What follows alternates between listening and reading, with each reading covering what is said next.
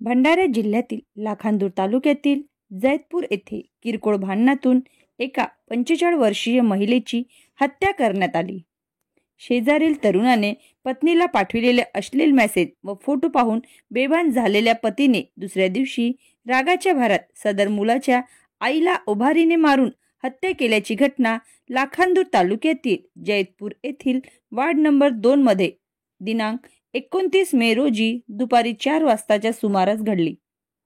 मृतक महिलेचे नाव सुनाबाई अरुण घटारे वय 45 वर्ष असून आरोपीचे नाव सोपान अरुण खोब्रागडे वय 38 वर्ष असे आहे। मिळालेल्या माहितीनुसार मृतक सुनाबाई अरुण घटारे व आरोपी सोपान अरुण खोब्रागडे यांच्या घर जैतपूर येथील वार्ड नंबर 2 मध्ये रस्त्याच्या अमोरा समोर आहेत।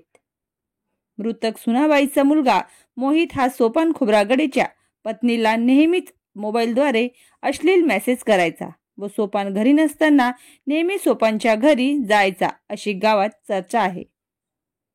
मोहितचे सैरभैर वागणे सोपानच्या लक्षात आल्यावर नेहमीच 2 कुटुंबात कलह होत होता।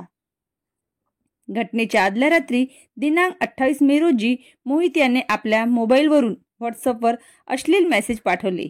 ही गोष्ट पत्नीजवळ बसलेल्या सोपानच्या लक्षात येताच त्याने पत्नीजवळ असलेला फोन हिसकावीत पत्नीला बेदम मारहाण केली।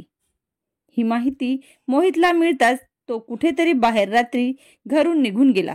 दुसऱ्या दिवशी या बाईमुळे माझा मुलगा पसार झाला ही पुटपुट सुनाबाई करीत होती।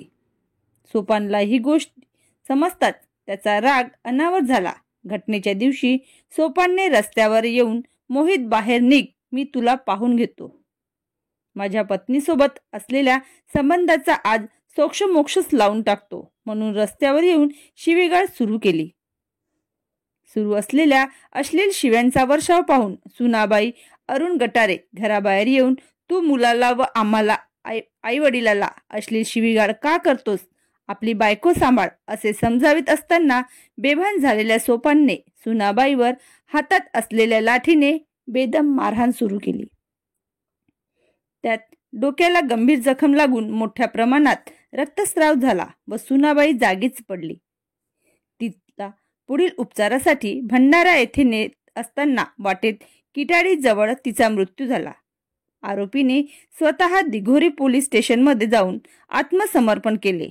दिघोरी पोलिसांनी घटनास्थळाचा पंचनामा करीत पुढील तपास सुरू आहे।